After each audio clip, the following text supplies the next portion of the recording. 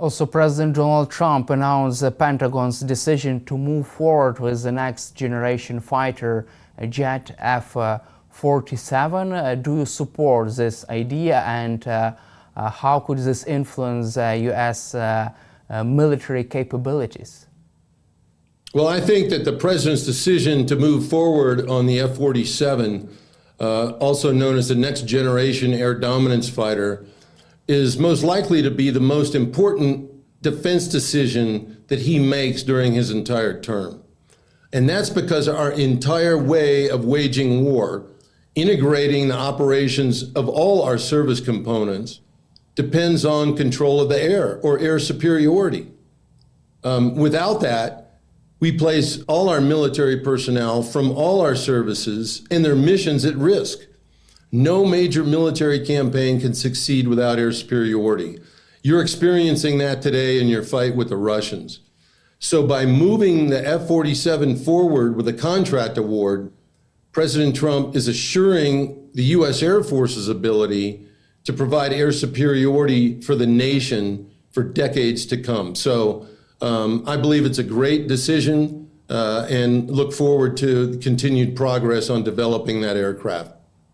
I know as this project is still being prepared and assessed and also still in progress, but what could be F-47's chances over the Russia's newest aircraft like Su-57 and other new generation Russia's fighter jets?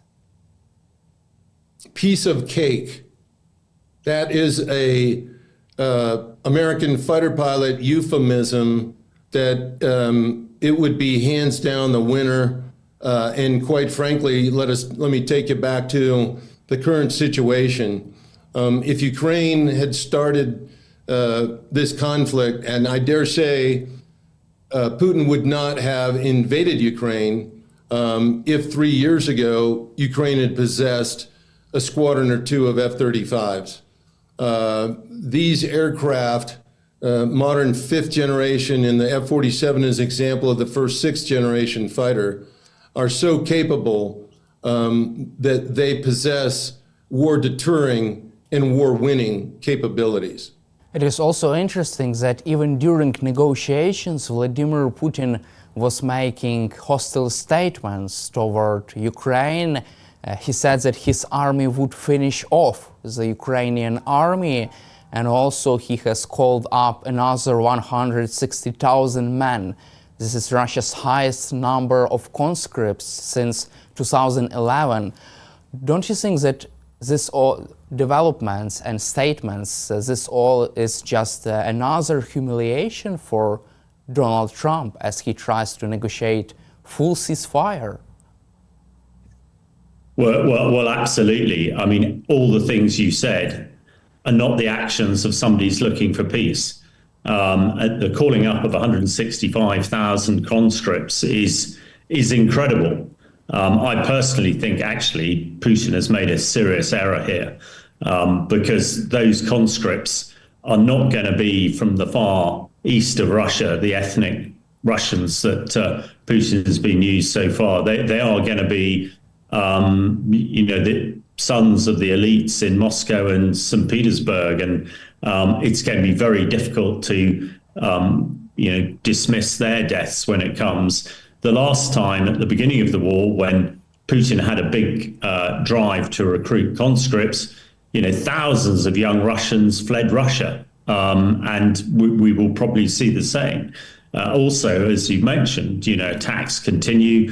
Putin's vowed to destroy the Ukraine military, and he's come up with some ridiculous ideas like the UN should take over control of Ukraine. So I think it is a humiliation to Trump.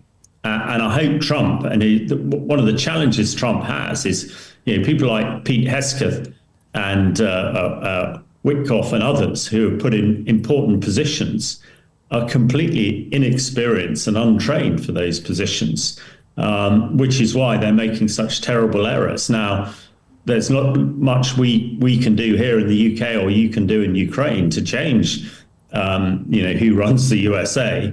But let's hope that they are learning quickly And Trump realizes that actually Putin has no interest in doing some sort of deal with the White House. And the only thing that Putin recognizes is strength. And really, that's what the best thing that Trump can do is to show his strong hand, his strong military hand, which is the only way that he can probably drag Putin to a negotiation table for peace and a ceasefire. You just mentioned that Trump should use his strong military hand to force Putin to negotiating table. How do you see the military options of Donald Trump regarding Vladimir Putin? Because it seems like right now there is only economic discussion in the White House about secondary tariffs, sanctions against the Russian economy, but after the another weeks of stalemate, the discussions could also cover possible military options. How do you see these military options for Donald Trump, or even options for the last resort of Trump, for Trump? Yeah. Well, I think it's very important that the White House and Donald Trump address the terrible intelligence issue they had when the signal messaging conversation about attacking the Houthis and supporting Europe was plastered all over the media of the world.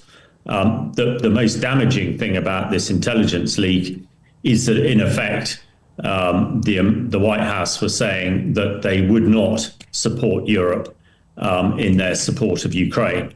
And that was devastating. If Putin thinks that the US will not help Europe out, then Putin might well think he can crack on and keep on fighting.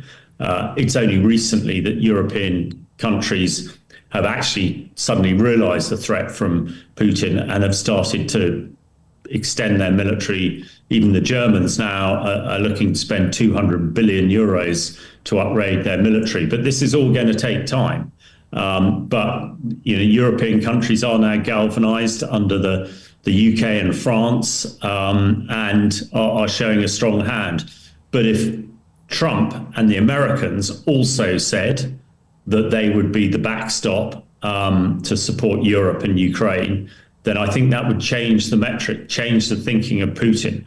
Putin assumes at the moment that America will not get involved in any fight to save Ukraine, because that's what the Americans have said. And I think for Putin, he thinks it's a risk worth taking to keep on fighting if the Americans aren't going to get involved. So they need, ideally, they need to say, yes, we will get involved to support Europe and Ukraine if needed.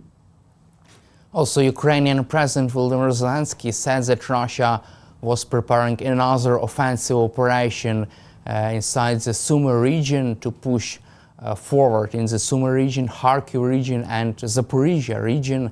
What are the Russia's chances for a big breakthrough right now, as Ukraine still sustains forceful and also a big defensive position right now, as Ukraine fights back and also sustains this powerful defense? Well, there are a lot of rumors that Russia is planning to attack into the Sumy region, as you said, and by putting forces there. However, a lot of these forces, Russian forces, are very poorly trained.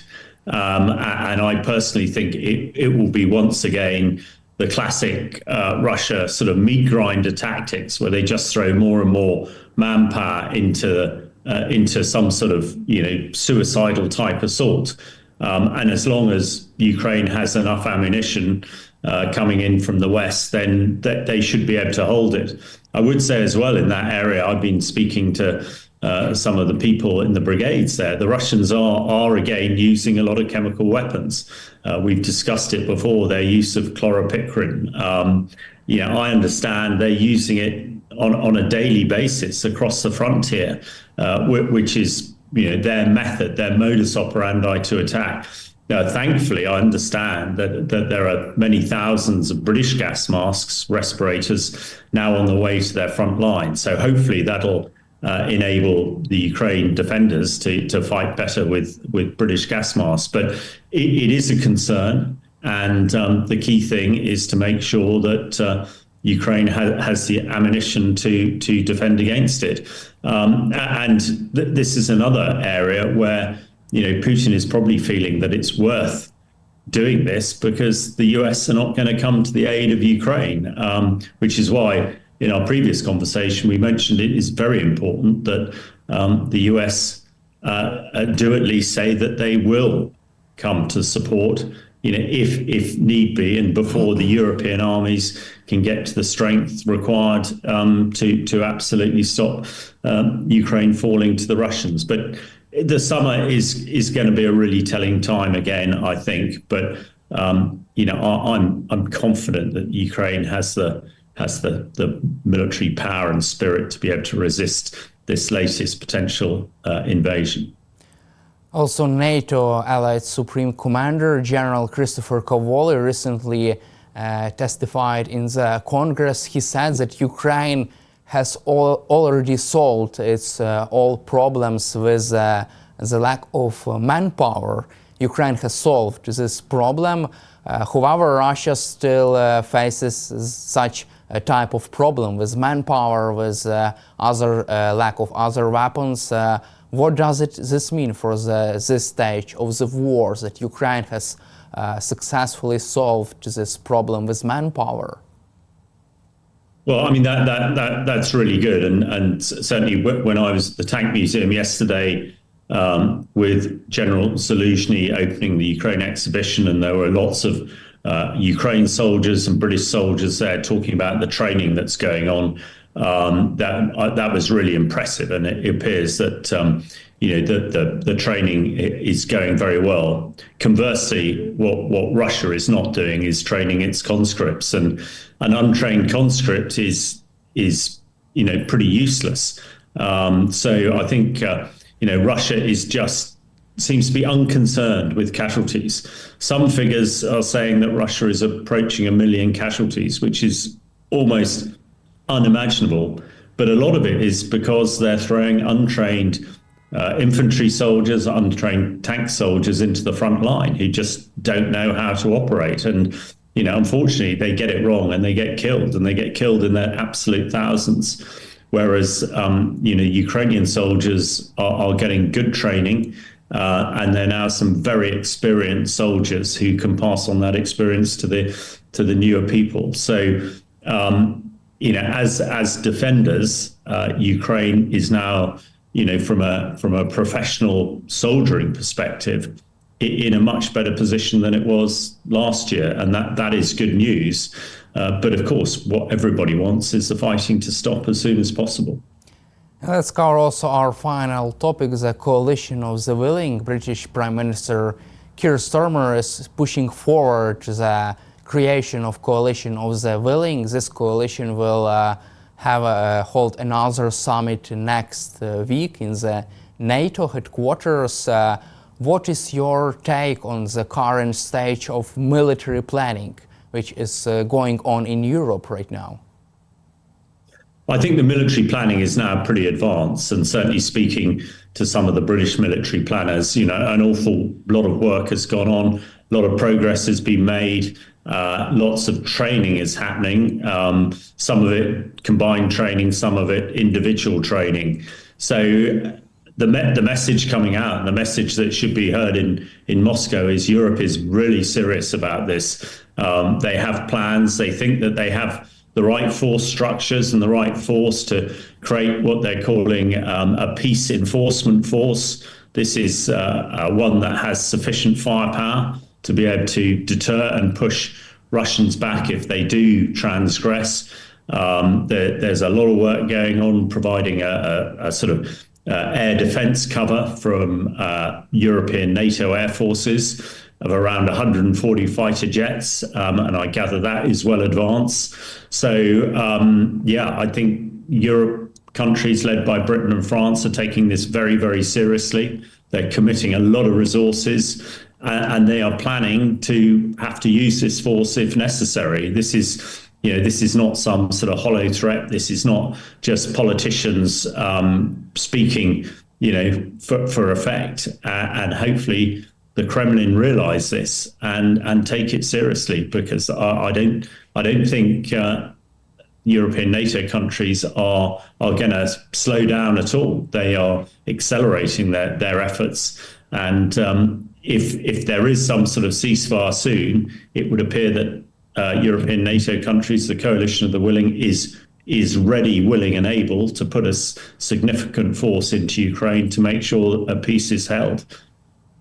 Thank you, Colonel Hamish, for your time and for your support for Ukraine, and glory to Ukraine. Thank you very much for having me. Glory to Ukraine.